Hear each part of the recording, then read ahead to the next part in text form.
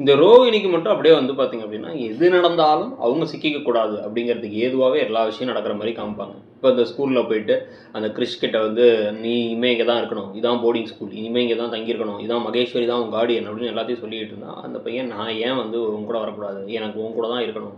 நீ முத்து அங்கிள் வீட்டில் தானே இருக்க. அப்புறம் ஏன் துபாயில் இருக்கேன்னு எல்லா இடத்துலையும் பொய் சொல்லிக்கிட்டு இருக்க?" அப்படின்னு வந்து கேட்டு, நான் வரமாட்டேன் வரமாட்டேன்னு பண்ண, இவங்க ஓங்கி அறைய போகிறாங்க. அறைய போகும்போது அந்த மேடமே வந்துட்டாங்க. அந்த ஹாஸ்டலில் இருக்கவங்க, அந்த ஸ்கூலில் இருக்கவங்களுக்கு இருக்க அக்கறை கூட இவங்களுக்கு இல்லை.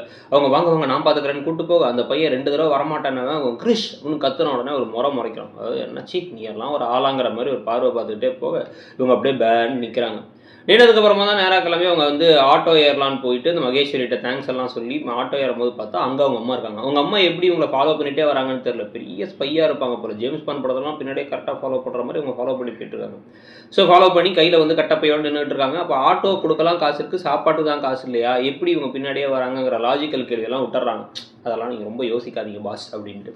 ஸோ அவங்க நிற்கிறாங்க. நிற்கும் பொழுதே வந்து பார்த்தீங்க அப்படின்னா வந்து டக்குன்னு அதை ரோஹிணி பார்த்து, "இங்கே வந்து என்ன நினச்சிட்டு இருக்க, எங்கே போனேன் சொல்லாமக்குலாம் போயிட்டேன்" அப்படின்னா, "அவன் உன் கூட இருக்கணும் தான் நான் போனேன். இப்படி பண்ணி வச்சிருக்கியே, அவனுக்கு யாரும் இல்லாத மாதிரி போர்டிங் ஸ்கூலில் விட்டு அவனை வெளிலையாச்சும் கூட்டு வா, நானாச்சும் பார்த்துக்கிறேன்" அப்படின்னா, "ஒன்றும் தேவையில்லை, நீ சித்தி வீட்டுக்கு போ, அவன் இனிமேல் இங்கே இருப்பான். மாதத்துக்கு ஒரு தடவை வேணா நீ வந்து பார்த்துக்கலாம், அவ்வளோதான். இதுக்கப்புறம் வந்து அவனை நான் பார்த்துக்கிறேன், அவன் இங்கேயே இருக்கட்டும், என் கூடலாம் அவனால் இருக்க முடியாது, அறிவு இல்லாத மாதிரி பேசாத" அப்படின்னு அவங்க அம்மாவை பார்த்து கத்த. அவங்க அம்மா, "உனக்கு தாண்டி அறிவு இல்லை, நீ எல்லாம் மனசாட்சி இருக்கான்னு கேட்டால், இந்தா" அப்படின்னு கையில் காசு திணிச்சு, "கிளம்பி ஊருக்கு போ" அப்படின்னு கிளம்பி பண்ணிட்டாங்க. அம்மாவை கொண்டு போய் பஸ் ஏற்றி விட கூட போகல. அந்த அளவுக்கு ஒரு அற்புதமான பெண், அது நல்ல ஒரு அற்புதமான அம்மா அப்படிங்கிற மாதிரி ஒரு கதாபாத்திரமாக ரோஹிணியுடைய கதாபாத்திரம் இருக்குது. இது நடுவில் வந்து ஊர்லேருந்து வந்துட்டோம் அப்படின்னு வந்து ஃபோனெல்லாம் சீதா பண்ணி சொல்ல, உடனே மீனா அதெல்லாம் பேசி முடிச்சு பார்க்கும்பொழுது வந்து பார்த்தா ரோட்டில் இந்த அம்மாவை பார்த்துட்றாங்க, லக்ஷ்மி அம்மாவை. ஸோ நேராக கிளம்பி லக்ஷ்மி அம்மா கிட்ட போயிட்டு, "எங்கே போனீங்க, என்ன நினச்சிட்டு இருக்கீங்க, எதுக்கு எங்கள்கிட்ட சொல்லாமல் போனீங்க, என்ன பிரச்சனை, உங்கள் பொண்ணு எங்கே, உங்கள் பேரன் எங்கே, கிறிஷ் எங்கன்னு" மாற்றி மாற்றி கேட்க, "நான் பாவிம்மா, நான் பாவி, அவங்க அம்மா கூட இருக்கணும் தான் விட்டு போனேன், அம்மா கூட இருக்குன்னு தான் விட்டு போனேன், நான் நிறைய விஷயத்த மறைச்சிட்டேன், என்னால் சொல்ல முடியல, நான் ஒரு பெரிய பாவி" அப்படின்ட்டு குடுன்னு வந்து அவங்க வந்த பஸ்ஸில் ஏறி போயிட்டாங்க. இதுக்கு நடுவில் தான் வந்து பார்த்தீங்கன்னா வந்து இந்த செல்வம் அண்ட் அவருடைய மச்சான் கேரக்டரை எதுக்கு திருப்பி காமிச்சிட்டு இருக்காங்க அப்படின்னு சொல்லி யோசிச்சோம்ல, அது கடைசியாக வந்து பார்த்தீங்கன்னா ஒன்றுமில்லாத இந்த அருண் விஷயத்துக்கு தான். இந்த அருணோட விஷயம் ஒரு மாதிரி இந்த கதையில் வந்து ஒரு மாதிரி எரிச்சல் தர விஷயமா இருக்கே தவிர இந்த கதையோட அது ஒன்றியும் போகல. அவர் வந்து ஏன் அருண் இப்படி வந்து கம்ப்ளீட் சைக்கோ கேரக்டராக வச்சிருக்காங்கிறது நமக்கு புரியல. ஏதோ ஆரம்பத்தில் வந்து 2 பேருக்குள்ள ஒரு மிஸ் அண்டர்ஸ்டாண்டிங் இருக்குது அப்படிங்கிற மாதிரி காமிச்சா பரவாயில்ல.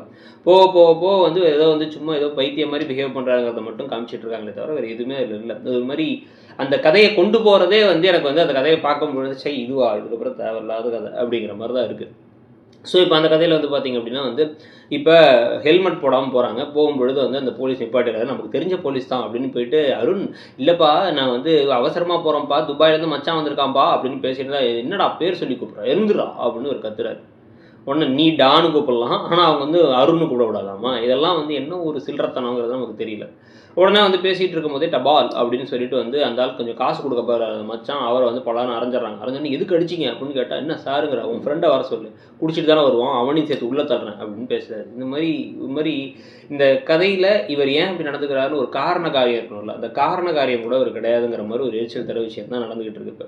ஸோ அந்த கதை ஒரு பக்கம் இருக்குது. இன்னொரு பக்கம் மீனா இப்போ நேராக வீட்டுக்கே வராங்க. வீட்டுக்கு வந்துட்டு எல்லார்கிட்டையும், "உண்மைதாங்க அத்தை சொன்னது, அந்த அம்மாவை நான் பார்த்தேன்" அப்படின்னா, "எது அந்த பிச்சைக்காரி மாதிரி சுற்றிட்டு இருந்துச்சேங்கிறாங்க" திருப்பி இவங்க.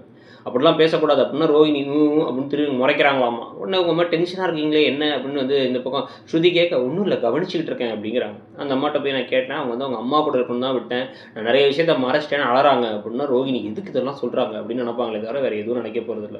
ஊர் போய் சேர்ந்தா போதும் அப்படிங்கிற மாதிரி இருப்பாங்க. ஸோ இப்போதைக்கு அந்த கிறிஸ்து விவகாரத்துக்கு ஒரு முற்றுப்புள்ளி வச்சுட்டாங்க. அவ்வளோ இழுத்து கடைசியில் ரோஹிணி மாற்றுறதுக்கு கிட்ட கூட வரல அப்படிங்கிறது தான் உண்மை. அந்த பக்கம் அந்த 3 லட்ச ரூபா மேட்டரும் முடிஞ்சிருச்சு. எல்லா விஷயத்துலையும் தப்பிச்சு போயிட்டே இருக்கிறதுனால இந்த கதைக்கு சிறகடிக்க ஆசையோட அது வந்து ரோஹிணியை காப்பாற்ற ஆசைன்னு கதை பேரை மாற்றிட்டா பெட்டராக இருக்கும்னு நினைக்கிறேன். நீங்கள் என்ன நினைக்கிறீங்கிறத சொல்லிட்டு அப்படியே மறக்காமல் இடம்பொருள் சேனலையும் சப்ஸ்கிரைப் பண்ணிவிடுங்க. நம்மளோட இன்னொரு சேனலான இடம்பொருள் நவ்வையும் சப்ஸ்கிரைப் பண்ணிவிடுங்க. தேங்க்யூ.